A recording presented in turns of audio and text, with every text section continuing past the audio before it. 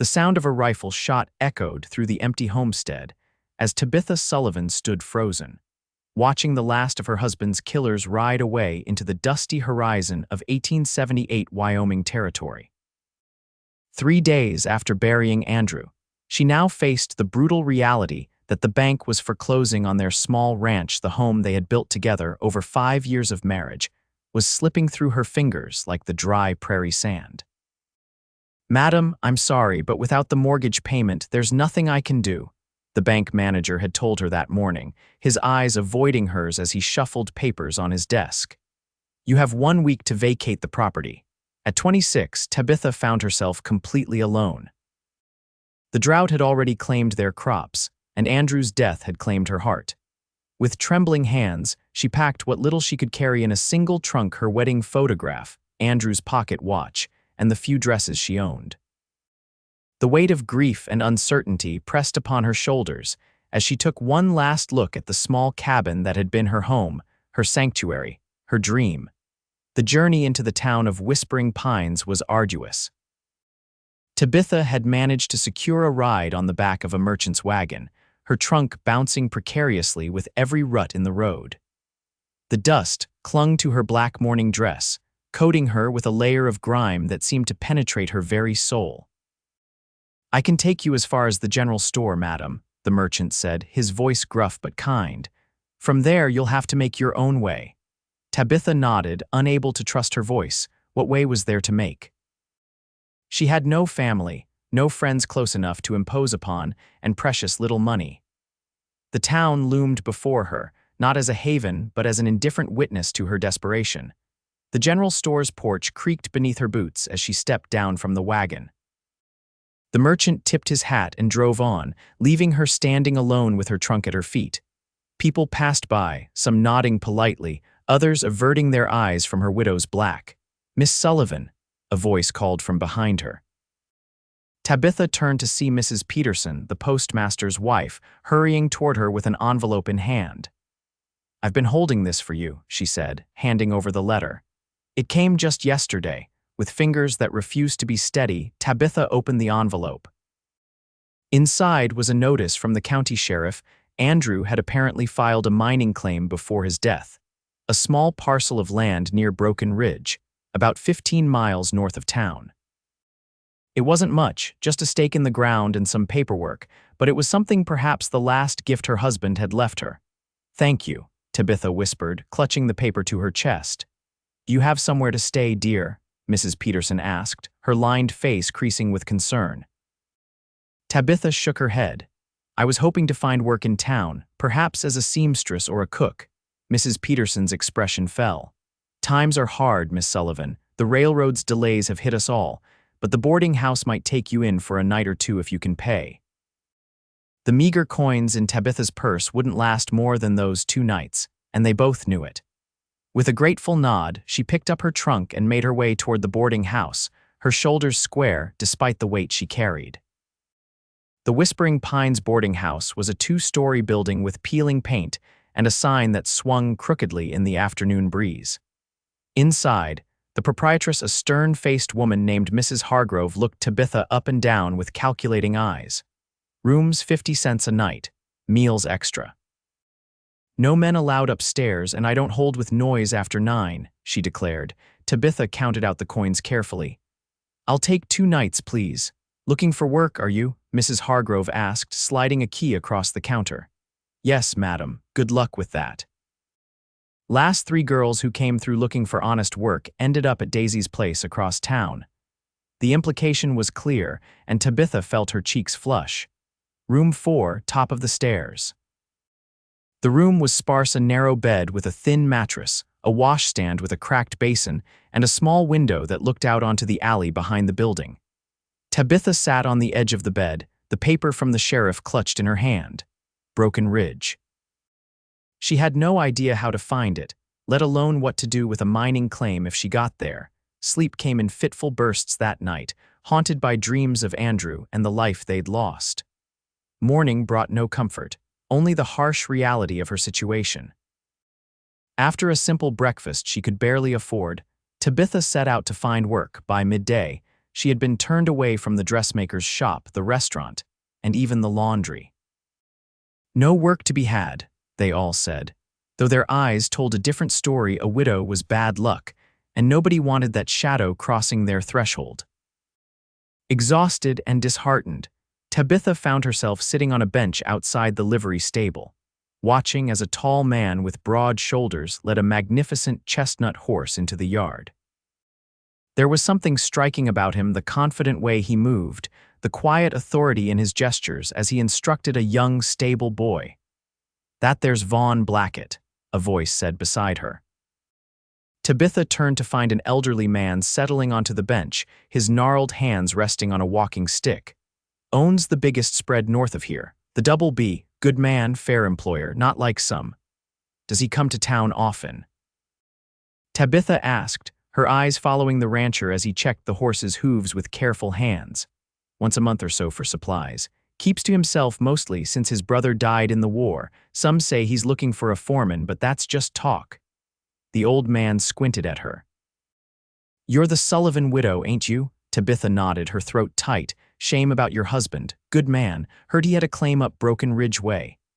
"Yes, I was trying to figure out how to get there." The old man chuckled. "Not much up there but rocks and scrub, miss.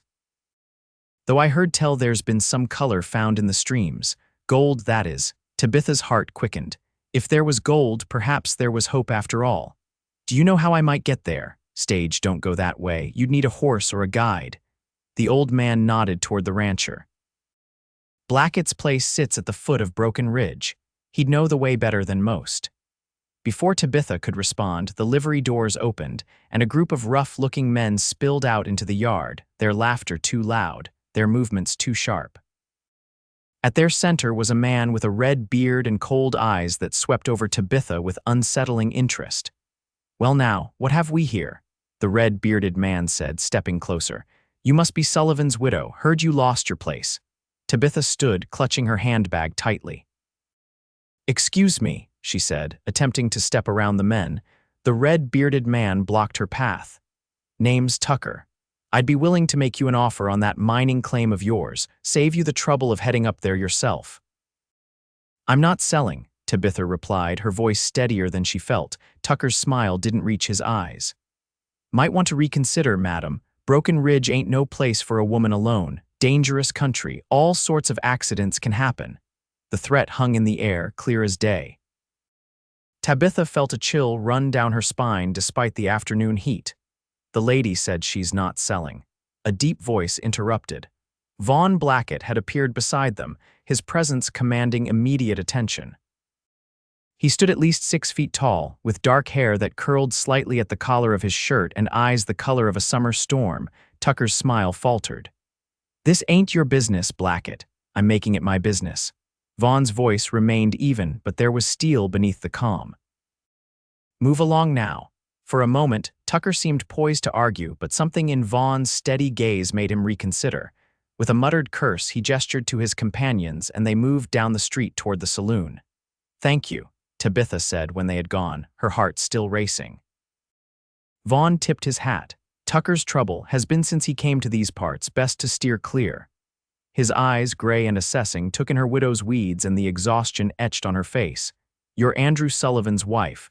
It wasn't a question. "Yes, Tabitha Sullivan, Vaughn Blackett." He extended a hand, and after a moment's hesitation, Tabitha shook it. His palm was warm and calloused, the grip firm but gentle. "I knew your husband. Not well, but he had a reputation as an honest man." "He was," Tabitha agreed, surprised at how steady her voice sounded when speaking of Andrew. "Mr. Blackett, I understand your ranch is near Broken Ridge." Vaughn nodded, his expression curious. "That's right. Why do you ask?" Tabitha explained about the mining claim, watching as his expression shifted from curiosity to concern. "Broken Ridge is 15 miles of rough country," he said. "And Tucker's interest suggests there might be something to that claim, but it's no place for," he caught himself, reconsidering his words. "It would be a difficult journey alone." "I have nowhere else to go," Tabitha admitted, the words costing her pride dearly.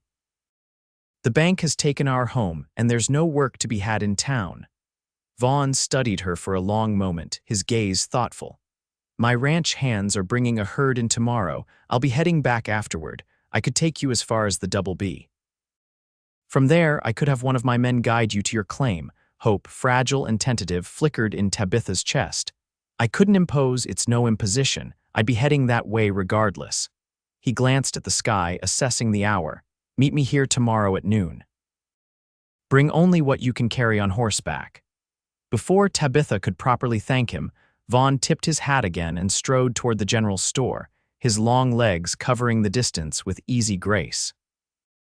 That night in her small boarding house room, Tabitha repacked her trunk, selecting only what was essential: a change of clothes, Andrew's pocket watch, their wedding photograph, and the deed to the mining claim. Everything else she would have to leave behind. Sleep came easier that night, borne on the wings of renewed hope. For the first time since Andrew's death, Tabitha felt the faintest stirring of possibility that perhaps her life was not over, merely changing course like a river finding a new path to the sea. Morning dawned clear and bright, the sky an endless expanse of blue above the dusty streets of Whispering Pines. Tabitha dressed carefully in her simplest dress, a navy blue cotton that wouldn't show the dust of travel too badly. Her black bonnet shaded her face as she made her way to the livery, her small bundle of possessions clutched in her arms. Vaughn was already there, his tall figure easy to spot among the hustle of the town.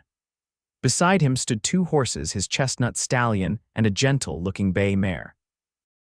"Mrs. Sullivan," he greeted her, his voice carrying over the street noise.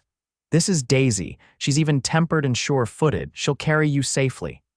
Tabitha approached the mare, who nickered softly and nudged at her hand. "She's beautiful," she said, stroking the horse's velvety nose. "But I can't accept such generosity without offering something in return." Vaughn's expression remained neutral, but something flickered in his gray eyes. "The Double B's a big place, Mrs. Sullivan. We can always use an extra pair of hands, especially with the harvest coming. If you're willing to work while you decide what to do about your claim, I'd consider us even." It was a fair offer, more than fair given her circumstances. "Thank you, Mr. Blackett, I accept." With practiced ease, Vaughn secured her bundle behind the saddle and then helped her mount, his hands strong and steady at her waist.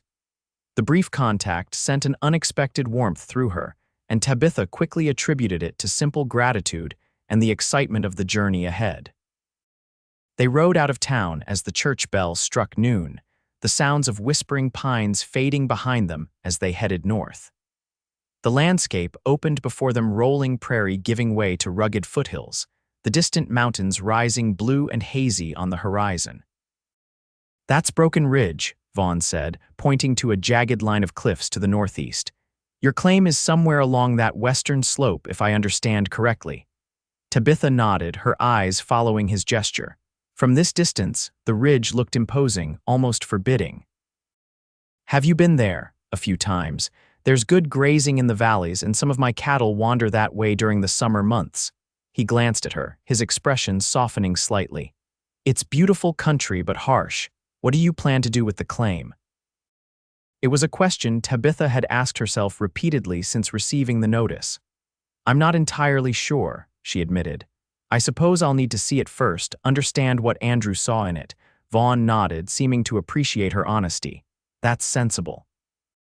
Too many folks come west with grand plans and no understanding of what they're facing."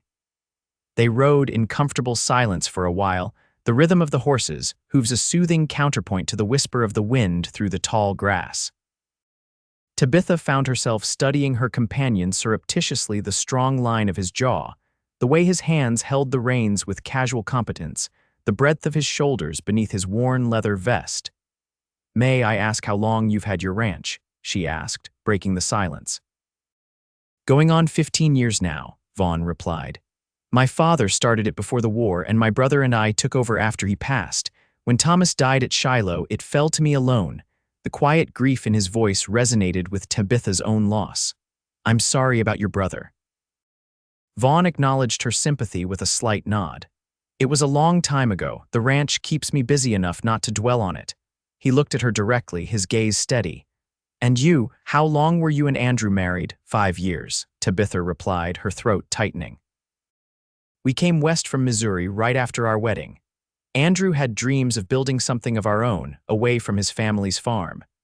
And now, the question hung between them, deceptively simple yet impossibly complex.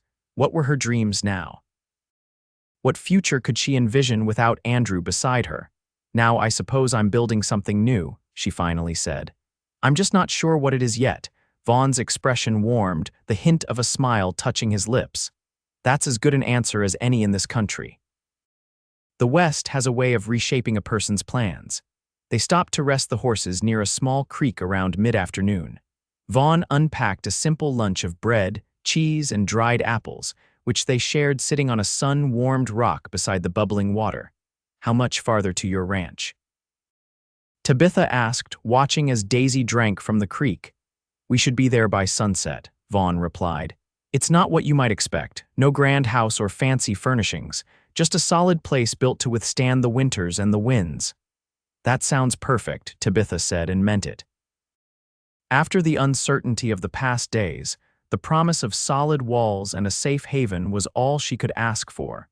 As they continued their journey, the landscape began to change.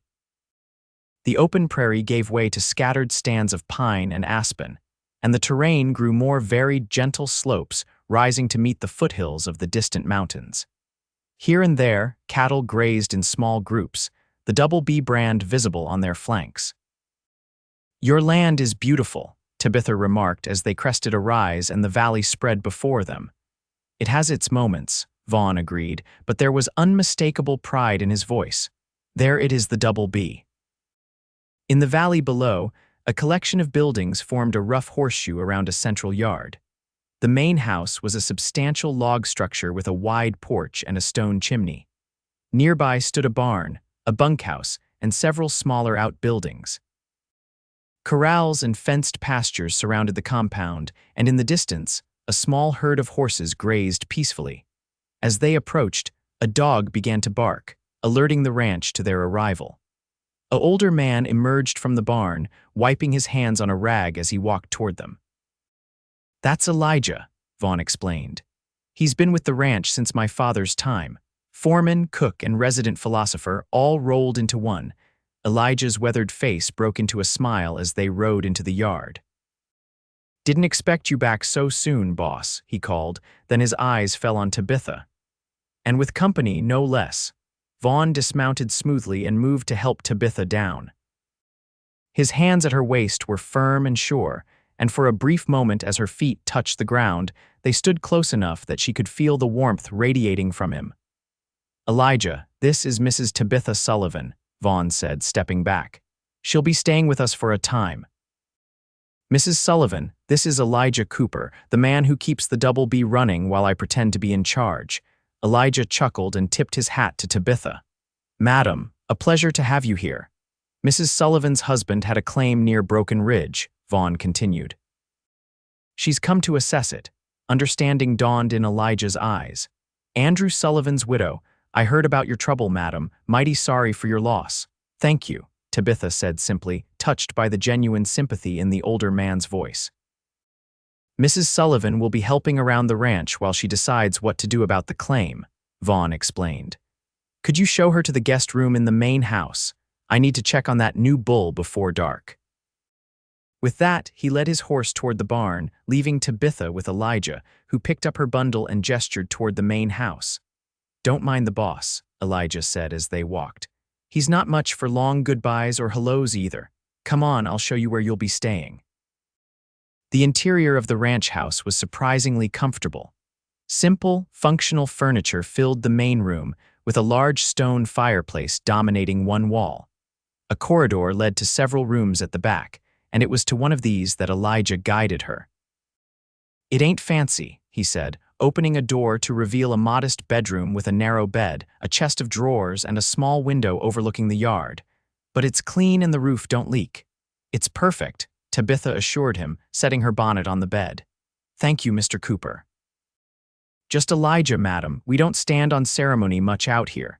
He hesitated in the doorway. Supper's at 6, kitchen's at the end of the hall. Rest up till then. Left alone, Tabitha took a moment to absorb her surroundings. The room was indeed clean, with fresh linens on the bed and a colorful quilt folded at the foot. A pitcher and basin sat on the chest of drawers, and a small mirror hung above them. It was simple, but after the boarding house, it felt like luxury. She unpacked her few belongings, placing Andrew's pocket watch and their wedding photograph on the chest of drawers. The familiar objects in this unfamiliar space created a strange juxtaposition, her past life intruding on what might become her future. Tabitha washed the dust of travel from her face and hands, changed into her cleanest dress, and made her way to the kitchen just as the clock on the wall struck 6. The room was warm and fragrant with the smell of cooking, and Elijah stood at the stove, stirring something in a large pot. "Hope you like stew," he said by way of greeting. "It's what was ready." "It smells wonderful," Tabitha assured him, moving to help set the table without being asked. "Is it just the 3 of us? The hands eat in the bunkhouse," Elijah explained. "Just us and the boss in the main house." As if summoned by his mention, Vaughn appeared in the doorway, his hair damp from washing and his shirt fresh. He paused momentarily when he saw Tabitha, and something indefinable flickered across his face before he composed himself. "Mrs. Sullivan," he nodded. "I trust you found your accommodations satisfactory." "Very much so, thank you." Tabitha finished setting the plates on the table. "Please call me Tabitha. If I'm to be working here, Mrs. Sullivan seems overly formal." A slight smile touched Vaughn's lips. "Tabitha, then." "And you should call me Vaughn." The meal was simple but hearty beef stew with vegetables from the ranch's garden, fresh bread, and coffee. Conversation flowed more easily than Tabitha had expected, with Elijah recounting tales of the ranch's early days and Vaughn occasionally adding details or corrections. "So how long have you been widowed, if you don't mind my asking?" Elijah inquired as they finished their meal. "Elijah," Vaughn admonished, his brow furrowing. "It's all right," Tabitha assured him. "It's been just over 2 weeks. Andrew was killed by rustlers who came for our cattle. He confronted them and—" She couldn't continue, the memory of that day still too raw. A heavy silence fell over the table, broken only by the ticking of the clock and the occasional pop from the stove. "I'm sorry," Elijah said softly. "That's a hard way to lose someone." Vaughn's expression had darkened. "These rustlers, were they caught?" Tabitha shook her head. "The sheriff said there wasn't enough evidence to pursue them, and without Andrew." She took a steadying breath. "Without him, I couldn't keep up with the mortgage payments. The bank foreclosed. That's why the claim matters so much," Vaughn realized aloud. "It's all you have left." "Yes." The simple word carried the weight of her situation. After dinner, Elijah shooed them both from the kitchen, insisting that washing up was his domain. Tabitha found herself standing on the porch with Vaughn, watching as the last light faded from the sky and stars began to appear, one by one. "It's beautiful here," she said, breaking the comfortable silence that had settled between them. "Yes," Vaughn agreed, his voice quiet. "I've always thought so." He turned to look at her, his expression thoughtful. "Tomorrow I'll show you around the ranch and you can decide what work suits you best. Then when you're ready, I'll take you to see your claim." "Thank you." Tabitha meant it for more than just his immediate offer. "For everything," Vaughn nodded, seeming to understand the depth of her gratitude.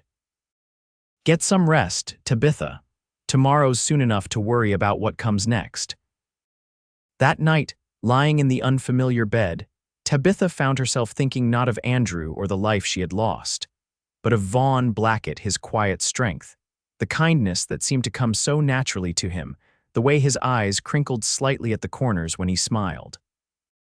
It was the first night since Andrew's death that her thoughts had turned to something other than grief, and the realization brought both guilt and a strange sense of relief. Morning came with the sound of roosters crowing and the distant lowing of cattle.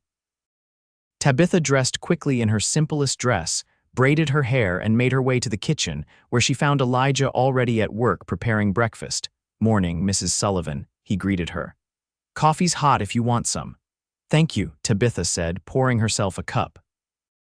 "And please, it's Tabitha. Can I help with breakfast?" Elijah eyed her appraisingly. "You know how to make biscuits?" "I do." "Then have at it." He gestured to the flour bin and a mixing bowl. "Boss likes his biscuits." They worked in companionable silence, Elijah frying bacon and eggs while Tabitha mixed, rolled, and cut the biscuit dough. There was comfort in the familiar task, in the certainty of flour and butter becoming something nourishing under her hands. Vaughn joined them just as the biscuits came out of the oven, golden brown and fragrant. He paused in the doorway, his expression warming as he took in the domestic scene before him. "Something smells good," he said, helping himself to coffee. "Tabitha made the biscuits," Elijah informed him, transferring eggs to a platter. "Said she knows her way around a kitchen." Among other things, Tabitha added, unwilling to be relegated solely to cooking duties. "I can ride, mend, garden, and I'm a fair hand with chickens and goats." Vaughn's lips quirked in amusement. Julie noted, "We'll find plenty to keep you busy, don't worry." Over breakfast, Vaughn outlined the day ahead: a tour of the ranch, introduction to the hands, and a chance for Tabitha to see where she might be most useful. The domesticity of the moment struck her suddenly, sitting at a table with these two men, planning a day of work, almost as if she belonged there. It was both comforting and disorienting. After breakfast, Vaughn showed her around the ranch. The Double B was larger than she had initially realized: over 2,000 acres of mixed grazing land, forest, and cultivated fields. They visited the garden, where late summer vegetables were being harvested, the chicken coop, where dozens of hens pecked and scratched, the small orchard of apple trees, and the corrals where several horses watched them curiously. "This is quite an operation," Tabitha remarked as they walked back toward the house. "How many hands do you employ?" "8 regular hands, plus Elijah and myself," Vaughn replied. "More during roundup and branding. It's a small outfit compared to some, but it's enough." "It's impressive," Tabitha said honestly. "You've built something wonderful here." Vaughn glanced at her, something softening in his expression. "Thank you, it's been a labor of love, I suppose." The days fell into a pattern after that. Tabitha rose early each morning to help Elijah with breakfast, then turned her attention to whatever tasks needed doing: gathering eggs, tending the garden, mending shirts and pants for the ranch hands, preserving the last of the summer vegetables for winter. The work was hard but satisfying, giving structure to days that might otherwise have been consumed by grief. Vaughn was often busy with the running of the ranch, but he made time each evening to sit with her on the porch after dinner, watching the stars emerge. Their conversations ranged widely, from books they had read to memories of their childhoods, from the challenges of ranching to their hopes for the future. In those quiet moments, Tabitha found herself drawn to his steady presence, his thoughtful words, the quiet humor that surfaced unexpectedly. A week passed, then two. The mention of visiting her claim seemed to have been set aside by mutual unspoken agreement. Tabitha found herself in no hurry to leave the security of the Double B, and Vaughn never pressed the issue. It was Elijah who finally brought it up one evening as they cleared the dinner dishes. "You settling in all right, Tabitha?" "Yes, very much so," she replied, wiping a plate dry. "Everyone has been so kind, especially the boss," Elijah observed, his shrewd eyes watching her reaction. Tabitha felt heat rise to her cheeks. "Mr. Blackett, Vaughn has been a perfect gentleman," Elijah chuckled. "Didn't suggest otherwise. Just noting that he seems to enjoy your company more than I've seen him enjoy anyone's in a long while." "We're friends," Tabitha said firmly, though even as she spoke the words, she knew they didn't quite capture the warm feeling that spread through her whenever Vaughn entered a room, or the way her heart quickened when their hands accidentally brushed. "If you say so," Elijah replied, clearly unconvinced.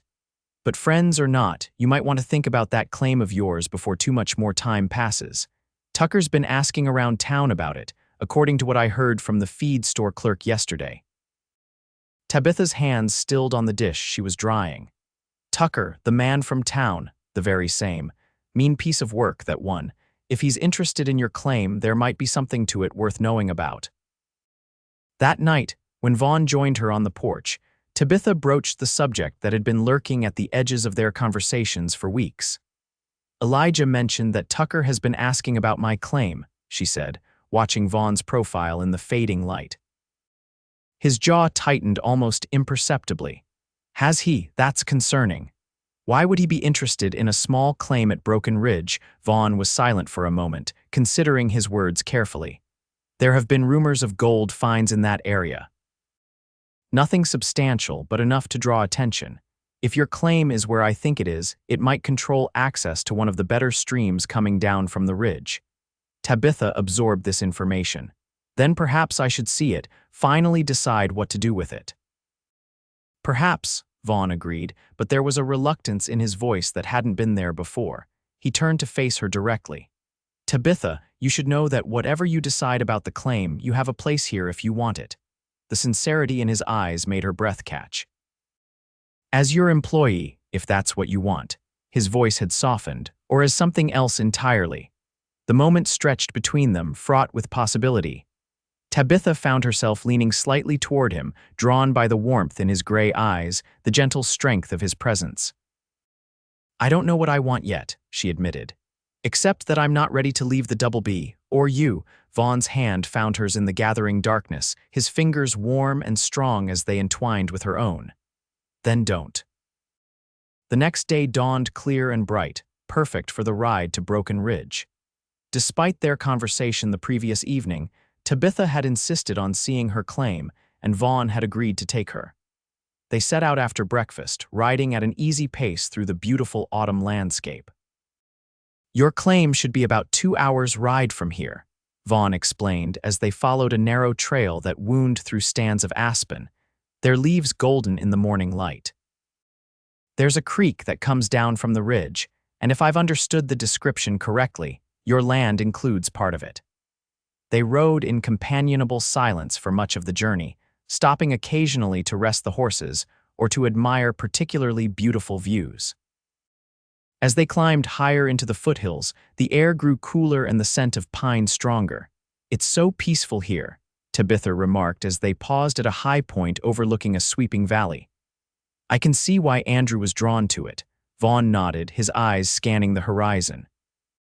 The West has a way of calling to people who are looking for something more, something different. Is that what called to you? Tabitha asked, curious about the man who had so unexpectedly become important to her. A smile touched his lips. I was born here, remember? But yes, in a way. After Thomas died, I could have sold the ranch, gone back east, but this land, it gets into your blood, becomes part of who you are. They continued on, the trail growing steeper and more challenging. Finally, they reached a small plateau where a crude wooden stake had been driven into the ground, marking the boundary of the claim. This is it, Vaughn said, dismounting and helping Tabitha down from her horse. Your land. Tabitha stood quietly, taking in the surroundings. The claim encompassed part of a small valley, with a clear creek running through it. Pine and aspen trees provided shade, and wildflowers still bloomed in protected pockets. In the distance, Broken Ridge rose steeply, its rocky face catching the midday sun. It's beautiful, she breathed, turning slowly to take it all in. More than I expected. They explored the claim on foot, Vaughn pointing out features that might make it valuable: the year-round water source, the relatively flat area that could support a small cabin, the sheltered position that would offer protection from winter storms. There's gold in the creek, he said as they knelt beside the burbling water. Not much, but some. See there.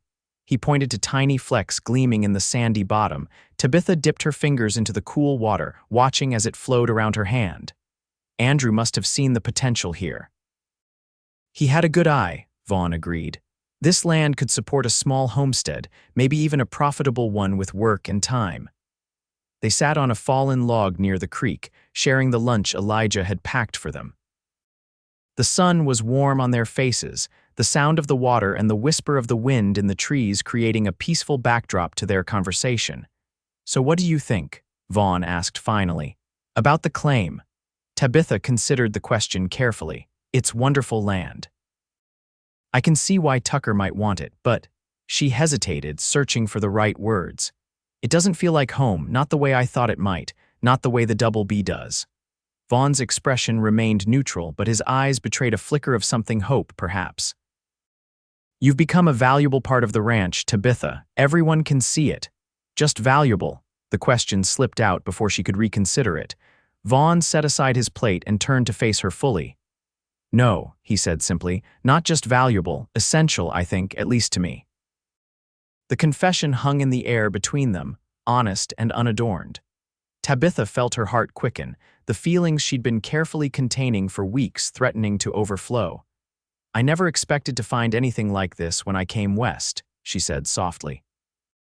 Not the first time with Andrew, and certainly not after I lost him. I thought my life was over.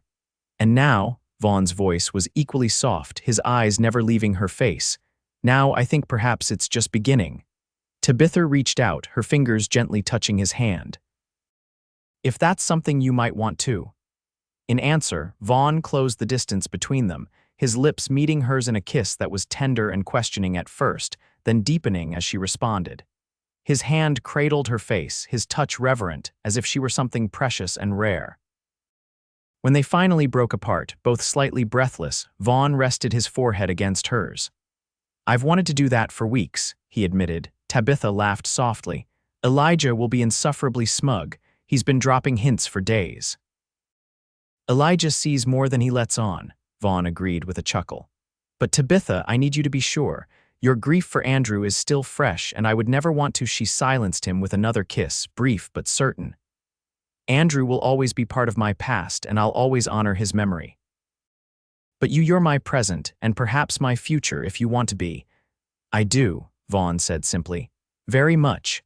They sat together by the creek for a long time, talking about possibilities for the claim, for the ranch, for themselves.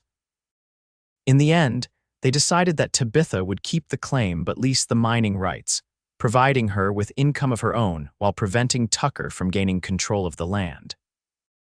As the sun began its descent toward the horizon, they reluctantly mounted their horses for the return journey to the Double B.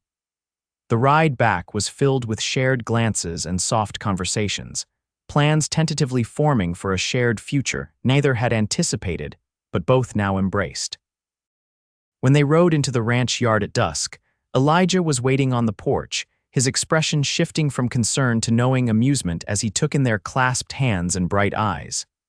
About time, was all he said, holding the door open for them to enter. Supper's waiting. Life settled into a new rhythm after that day.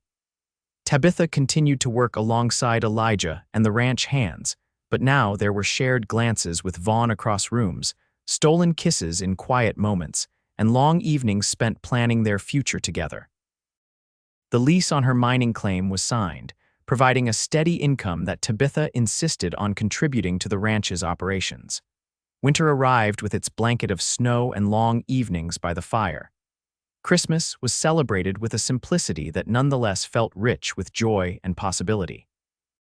New Year's Eve found Vaughn and Tabitha standing on the porch despite the cold, watching as the stars wheeled overhead, marking the passage from one year to the next. I have something to ask you, Vaughn said, his breath forming clouds in the frigid air. He reached into his pocket and withdrew a small box. I've been carrying this for weeks, waiting for the right moment. Tabitha's heart raced as he opened the box to reveal a simple gold band set with a single small diamond. It was my mother's, he explained. My father gave it to her when they decided to come west and build a life together. He took her hand, his eyes serious in the starlight. Tabitha Sullivan, I know we've known each other only a short time, but I can't imagine my life without you in it. Would you do me the honor of becoming my wife? Tears pricked at Tabitha's eyes, not of grief this time, but of joy. Yes, she whispered, then more firmly, yes, I will. The ring slid onto her finger, a perfect fit, as if it had been waiting for her all along. They were married in the spring, when the wildflowers carpeted the meadows and new life was bursting forth everywhere. The ceremony was small, held on the porch of the ranch house with Elijah giving the bride away and the ranch hands serving as witnesses. Tabitha wore a new dress of pale blue, with wildflowers in her hair instead of a veil. I never thought I'd find love twice in one lifetime, she told Vaughn as they danced under the stars that night, the sound of fiddle music drifting from the yard where the celebration continued. But I'm so grateful that I did. And I never thought I'd find it at all, Vaughn replied, holding her close. You brought light back into my life, Tabitha, a future I can believe in. As the seasons turned, the Double B prospered under their joint care. The lease on Tabitha's claim provided funds for improvements to the ranch, a larger garden, more cattle, repairs to the barn and house. Elijah continued to oversee the kitchen, though he grudgingly admitted that Tabitha's biscuits were better than his. A year after their wedding, their daughter was born, Emma Rose Blackett, with her father's gray eyes and her mother's determined spirit. She grew into a child of the ranch, at home on horseback almost before she could walk, fearless and loving and curious about everything. 3 years later, a son joined their family, Thomas Andrew Blackett, named for the brothers both Vaughn and Tabitha had lost. He was quieter than his sister, but equally at home in the rhythms of ranch life, following Elijah around from an early age, learning the ways of animals and the land. On the 5th anniversary of the day Vaughn had brought Tabitha to the Double B, they rode together to her claim at Broken Ridge. The small mining operation had proved modestly successful, providing a steady income that had helped the ranch weather the inevitable hard times that came with life in the West. "Do you ever regret it?" Vaughn asked as they sat by the creek where they had first acknowledged their feelings for each other. "Choosing the ranch over developing this land yourself?" Tabitha looked at him, at the silver now threading his dark hair and the laugh lines deepening around his eyes. She thought of their children waiting at home with Elijah, of the life they had built together, of the love that had grown between them day by day, year by year. "Never," she said simply. "This land led me to you, to our home, to our family. That's worth more than all the gold in Wyoming territory." Vaughn smiled, the same smile that still made her heart quicken after all these years. "I love you, Tabitha Blackett." "And I love you," she replied, leaning into his embrace as the sun warmed their faces and the creek murmured its endless song beside them. "Always."